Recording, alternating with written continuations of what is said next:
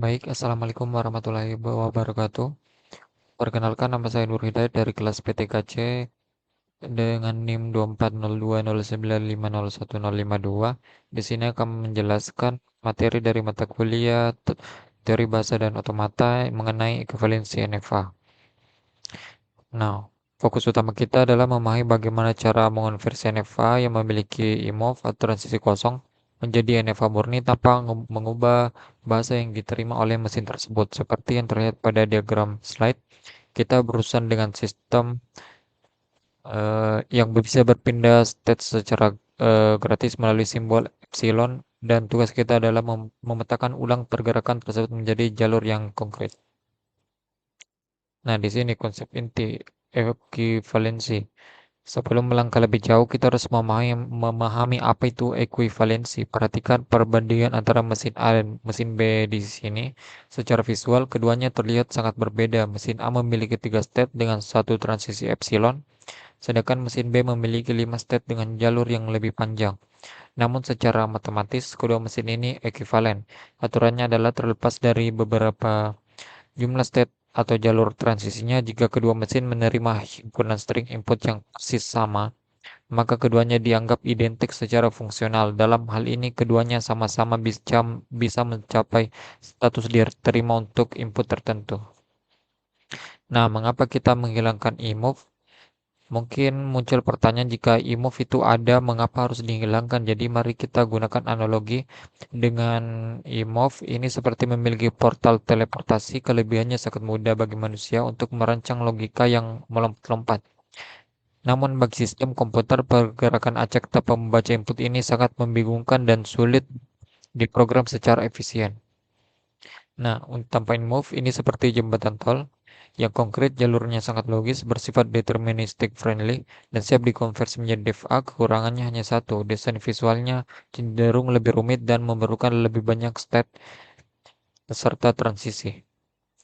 Nah, di sini ada 5 langkah algoritma konversi berikut. Yang pertama itu membuat tabel transisi awal, jadi memetakan kondisi saat ini. Kedua, tentukan closure, cari jalur teleportasi. Yang ketiga, eksekusi pipa, hitung fungsi transisi baru. Dan yang keempat, tentukan final state, menerapkan aturan untuk menentukan titik akhir yang valid. Yang terakhir, menerapkan aturan untuk menentukan titik akhir yang valid. Yang terakhir, menghasilkan diagram akhir tanpa ada lagi simbol epsilon. Perlu diingat, langkah 2 dan 3 adalah mesin penggerak utama dari seluruh proses ini. Nah, di sini ada konsep kunci enclosure. Jadi mari kita bedah langkah kedua, yaitu enclosure. Jadi definisinya adalah himpunan state yang dapat dicapai dari suatu state tanpa membaca input apapun. Nah, di sini sebuah state selalu menjadi bagian dari enclosure-nya sendiri. Logikanya itu, jika kita tidak berpindah atau tidak ada input, kita sudah berada di state tersebut. Jadi jika berada di key 0 dan tidak ada jalur epsilon keluar, maka enclosure atau key 0 adalah key 0 itu sendiri. Nah, di sini mesin transisi baru. Di sini bisa kita lihat rumusnya. Jadi kita bisa membayangkan sebagai proses 3 tahap. Yang stage pertama itu expand. Jadi dari titik awal key ke mana saja kita bisa menyasar secara gratis melalui enclosure. Nah, untuk stage kedua, dari semua state yang didapat di stage 1, kita terapkan input misalkan A atau B. Nah, untuk stage yang ketiga atau expand, dari titik pendaratan baru tersebut, kemana lagi bisa menyasar secara gratis. Hasil akhir inilah yang menjadi transisi baru kita. Nah, di sini kita membahas studi kasus yang pertama. Di sini ada NFA awal. Kita memiliki NFA awal dengan misi utama menghilangkan transisi kosong dari key 0 ke key 2. Jadi input valid yang diterima mesin ini adalah A dan B. Jadi bisa kita perhatikan bahwa key 4 adalah final state asli kita. Jadi ditandai dengan lingkaran ganda. Lanjut, bisa kita lihat di sini ada tabel awal dan pemetaan closure. Di sini bisa kita lihat bahwa pada state key 0 input A membawa kita ke key 1, sedangkan input epsilon membawa kita ke key 2. Nah, langkah kedua adalah menghitung closure untuk setiap state. Jadi closure atau key 0 sama dengan key 0 key 2 karena ada jalur epsilon dari key 0 ke key 2. untuk state lainnya itu Q1, Q2, Q3, dan Q4 hanya berisi dirinya sendiri karena tidak memiliki jalur epsilon untuk keluar. Nah, di sini untuk eksekusi pipa pada Q0 pada stage yang pertama di sini closure Q0 menghasilkan Q0 Q2 dan stage kedua kita berikan input yaitu A pada keduanya Q0 dengan A menjadi Q1 Q2 dengan A menjadi Q3 hasilnya Q1 Q3. Dan untuk stage ketiga di sini kita cari closure-nya dari Q1 Q3 jadi hasilnya tetap Q1 dan Q3. Jadi transisi baru ini adalah Q0A sama dengan Q1 Q3. Jadi kalkulasi untuk input B dilakukan dengan cara yang sama dan menghasilkan Q4. Nah, langkah yang keempat, jadi hasil akhir kita bisa perhatikan bahwa jalur putus-putus epsilon sudah hilang digantikan oleh jalur biru yang konkret. Jadi mengenai aturan final state, karena Q4 adalah final state awal dan tidak ada state lain yang closure-nya mengandung Q4, maka status final state tidak berubah, tetap hanya Q4. Lanjut kita membahas studi kasus yang kedua di sini untuk jebakan loop. Di sini move membentuk rantai beruntun pergerakan kosong tidak hanya terjadi satu kali melainkan memicu efek domino. Jika kita tidak teliti bisa terjebak dalam perhitungan yang tidak lengkap. Nah, di sini kuncinya adalah memahami bahwa perpindahan kosong itu bersifat transitif.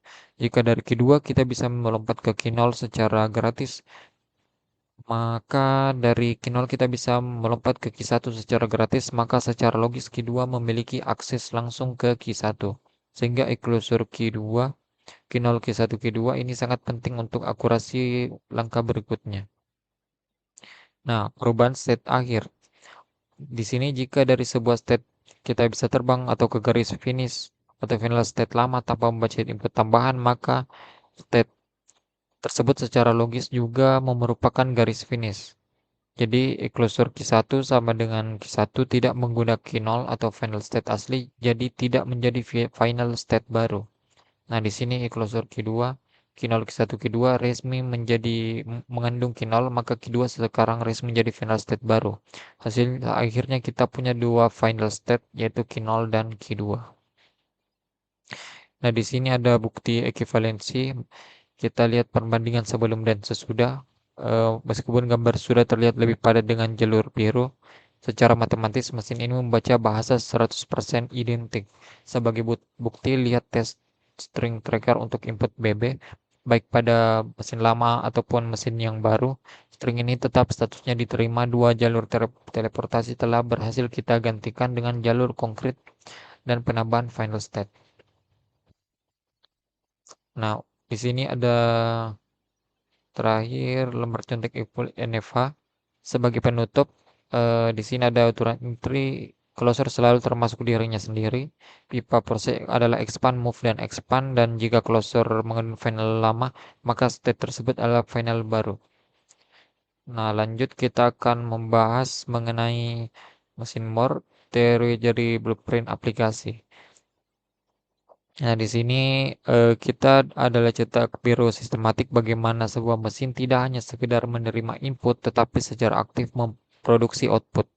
Jadi kita bisa perhatikan diagram utama, sebuah state saat ini Q0 menerima aliran input atau input stream, memprosesnya melalui fungsi transisi, dan secara bersamaan memicu fungsi output untuk menghasilkan simbol spesifik.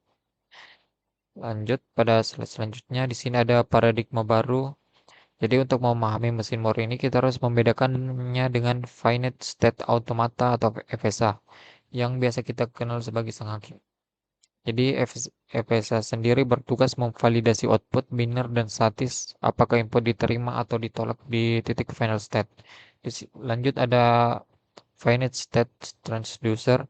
Inilah paradigma mesin Moore. Ia tidak memiliki final state karena tugasnya bukan memutuskan benar atau salah, melainkan memproduksi aliran data dinamis di setiap transisi. Dalam itu, semua state bersifat reguler dan mesin tersebut menghasilkan deretan karakter berkelanjutan yang tanpa henti. Dan di sini ada anatomi mesin Moore. Jadi kita akan membedah 6 tapel di sini. Secara formal mesin Moore didefinisikan oleh 6 komponen atau tapel.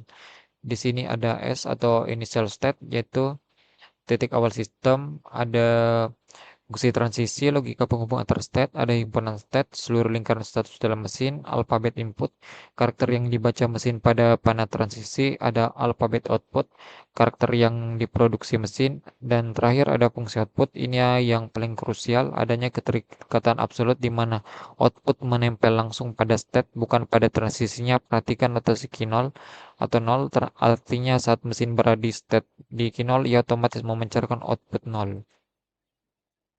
Nah, di sini ada mekanisme trigger tape membaca dan mencetak. Di sini prosesnya terjadi dalam 3 langkah sekuensial yang sangat cepat. Yang pertama itu baca atau read, mesin mengambil satu token input dari pita. Kedua, transisi move, berdasarkan token tersebut mesin berpindah ke state target. Dan yang terakhir, cetak atau print. Seketika tiba di state target, mesin langsung mencetak simbol yang berasosiasi dengan state tersebut. Jadi prinsip intinya itu output mesin Morse selalu berasosiasi dengan state yang dikunjungi. Jadi jika Anda melakukan ke state Q1 yang memiliki label 1, maka angka 1 akan langsung tercetak di pita output. Nah, di sini ada blueprint 1 atau komponen biner. Jadi contoh aplikasi pertama adalah untuk penerjemah.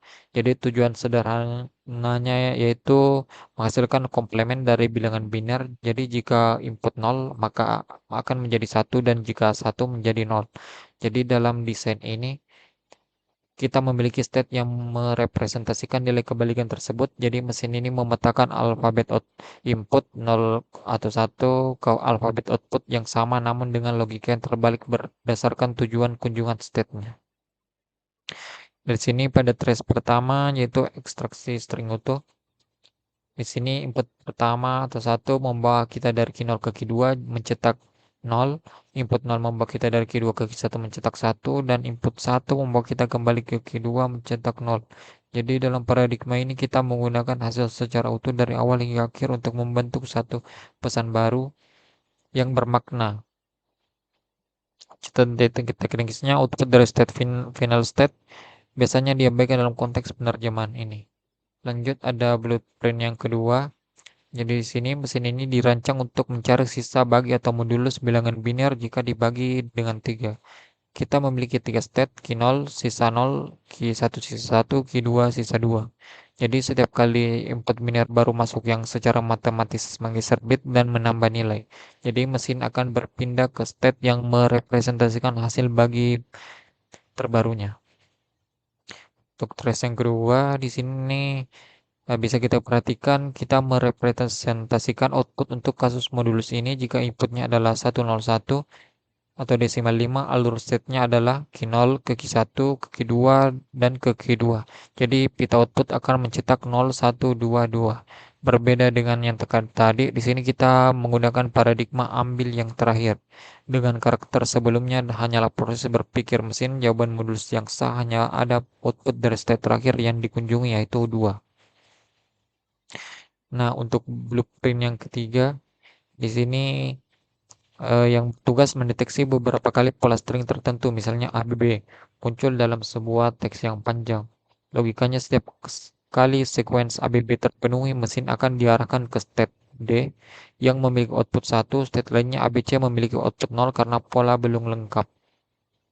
Untuk trace ketiga di sini dalam contoh input ABB, pola muncul 2 kali. Jadi pita output menghasilkan 000 1001. Interpretasi yang kita gunakan adalah akumulasi. Kita mengubah output mesin menjadi nilai matematis di mana angka 1 berfungsi sebagai counter yang dijumlahkan secara total. Dengan cara ini kita mendapatkan total frekuensi pola tanpa peduli di mana posisi spesifiknya. Nah, di sini ada blueprint yang keempat. Jadi mesin ini memberikan kode klasifikasi unik saat mendeteksi beberapa pola sekaligus. Misalnya pada pola 101 diberikan kode A dan 110 diberi kode B, sedangkan data lainnya diberi kode C. Ini adalah dasar dari analisis log sistem atau deteksi anomali pada aliran data besar. Nah, untuk pada trace input 110110, outputnya adalah CCCB. Paradigma yang digunakan adalah pemetaan pola sekuensial. Jadi kita tidak mencari jumlah total atau status akhir, melainkan memantau kapan dan di mana kode A dan B muncul di tengah lautan data biasa atau C. Ini memungkinkan kita melihat ritme atau frekuensi kemunculan anomali dalam rentang waktu tertentu. Nah, di sini sintesis kita yang keempat, paradigma interpretasi output. Di sini ada pertama full string atau penerjemah mengambil seluruh data sebagai bahasa baru, terminal state hanya mengambil nilai di titik terakhir, ada akumulasi menjumlahkan seluruh output yang muncul, dan terakhir sekuensial membaca ritme dan posisi kemunculan data yang spesifik. Nah, di sini pencapaian dari finite state transducer di sini FSD itu tidak pernah berhenti analisisnya memutuskan mesin board hanyalah alat produksi data murni di setiap pijakan transisi. Tidak ada failed state yang mendikte validitas operasi. Tanggung jawab interpretasi kini berpindah dari mesin ke tangan kita sebagai manusia. Net kita yang memberi makna pada deretan data tersebut. Nah, lanjut di sini kita akan membahas anatomi CFG, parsing dan ambiguitas. Pada materi ini kita melihat teori visual yang merupakan mesin struktural di balik bahasa pemrograman maupun bahasa alami. Ada dua komponen vital di sini, ada variable node atau non-terminal, simbol biru dalam kotak yang masih bisa diturunkan lebih jauh. Ada terminal node, simbol orange dalam lingkaran yang merupakan titik henti mutlak atau data string akhir yang tidak bisa diturunkan lagi. Jadi garis-garis yang menghubungkan mereka disebut derivation path atau jalur penurunan yang membentuk cabang-cabang parsing. Mengapa kita mempelajari tata bahasa formal? Jadi bisa kita lihat pernah kita bertanya bagaimana komputer mengeksekusi kode Java atau C++. Faktanya mesin tidak langsung mengerti kode tersebut. Ada proses kompilasi yang panjang. Jadi fokus utama kita adalah pada kotak orange atau syntax analyzer atau parser. Ini adalah gerbang utama validasi struktur sebelum menjadi kode mesin. Parser harus memastikan bahwa instruksi Anda sah secara penulisan. Nah, di sini definisi konseptual konteks-free grammar. Secara konseptual, CFG adalah pengatur struktur sintaksis. Jadi, ia bekerja melalui mekanisme transisi yang dikembangkan dengan tanda panah. Jadi, sisi kiri alfa sang produsen elemen yang melakukan produksi atau penurunan. Sisi kanan B hasil produksi bentuk struktur yang dihasilkan dari proses tersebut. Nah, di sini ada anatomi aturan produksi CFG. Sisi kiri alfa memiliki aturan mutlak, yaitu hanya boleh berisi tepat satu simbol variabel atau biasanya huruf kapital. Ini melambangkan simbol yang masih aktif. Untuk sisi kanan atau beta memiliki aturan bebas, boleh berisi campuran simbol terminal, variabel, atau bahkan string kosong atau epsilon. Jadi contoh validnya S ke A, A, B, di mana variabel S memproduksi kombinasi terminal dan variabel lainnya. Untuk matriks diagnostik CFG versus ekspresi reguler, di sini dapat kita lihat RE sangat kaku, variabel wajib berada di ujung atau kanan atau kiri. Sedangkan CFG bebas konteks, variabel bisa diletakkan di awal, tengah, atau akhir. Jadi kemampuan CFG menaruh variabel di tengah seperti A ke A, B, B adalah kekuatan utama dalam memproses bahasa yang kompleks. Nah, untuk penerapan di dunia nyata atau analisis sintaksis, jadi parser bertindak sebagai polisi lalu lintas yang memvalidasi struktur bukan niat. Perhatikan contoh ini. Jadi valid ya, jadi integer i sama dengan 10 mengikuti urutan tipe data ke variabel lanjut ke nilai. Nah, di sini pada sintaks yang error i in star span bisa ditolak oleh parser meskipun komponen in-nya identik, susunannya itu melanggar cetak biru CFG. Tanpa CFG, kompilator akan buta terhadap struktur instruksi. Nah, di sini ada anatomi pohon penurunan atau derivation tree. Untuk strukturnya itu meliputi akar atau root. Jadi ini tuh simbol variabel tunggal atau penyusun awal atau S. Ada cabang atau branch, variabel perantara yang membelah wujudnya. Dan lanjut ada daun atau leafnya, itu simbol terminal atau titik berhenti mutlak yang berwarna orange. Jadi syaratnya itu graf harus terhubung utuh dan tidak boleh sirkuler atau berputar kembali ke titik yang awal. Lanjut mekanisme penurunan transformasi menuju terminal. Jadi kita buktikan sebuah soal di sini mau string A A B B, prosesnya dimulai dari SAB, kemudian kita turunkan langkah demi langkah. Dari SAB, A diturunkan menjadi AA sehingga menjadi AAB, A menjadi A atau terminal menjadi AAB, B menjadi BB menjadi AABB, terakhir B menjadi B menghasilkan AABB di statusnya diterima 100%. Bisa kita lihat pada gambar. Nah, di sini untuk teknik parsing dalam proses parsing di sini terdapat dua teknik utama, ada leftmost derivation yaitu membelah variabel utama utama dari paling kiri terlebih dahulu di setiap langkahnya bisa kita lihat, dan yang kedua ada rightmost derivation yaitu membelah variabel paling kanan terlebih dahulu. Konklusinya meskipun arsitektur eksekusinya berbeda, keduanya akan berujung pada hasil akhir atau target string yang identik. Nah, lanjut kita akan membahas studi kasus yaitu Chef. Bisa kita lihat, CFG itu bukan hanya membedah kode komputer tetapi juga memetakan struktur. Jadi bisa kita perhatikan aturan produksi bahasa Indonesia berikut ini. Ada kalimat itu merupakan subjek predikat jika kita menurunkan subjek menjadi kata benda atau kata sifat dan predikat menjadi kata kerja. Kata benda kita bisa menghasilkan kalimat itu bisa kita lihat babang, kucing, ikan, bakso, dan lain-lain. Nah, lanjut. Kita bisa lihat untuk batas kerangka sintaksis versus semantik. Di sini CFG memiliki keterbatasan, bisa kita perhatikan kalimat ikan tampan beli kucing.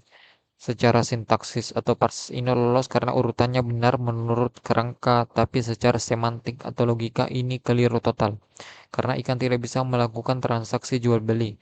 Jadi insight fundamentalnya itu CFG buta terhadap logika yang murni sebagai blueprint kerangka fisik saja. Nah, di sini akar masalah sistemnya itu atau ambiguitas.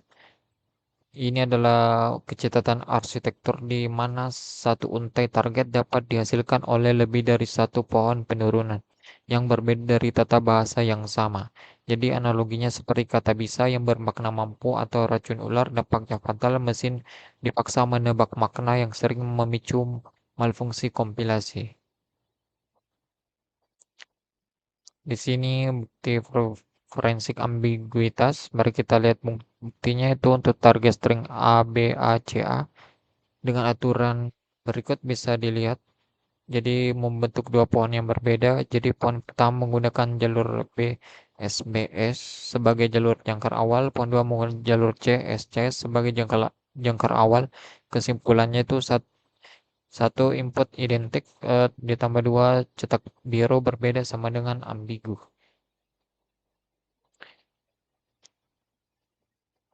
Nah, dampak ambiguitas pada rekayasa perangkat lunak. Jadi mengapa mesin membenci keraguan? Karena ambiguitas menumpukan instruksi.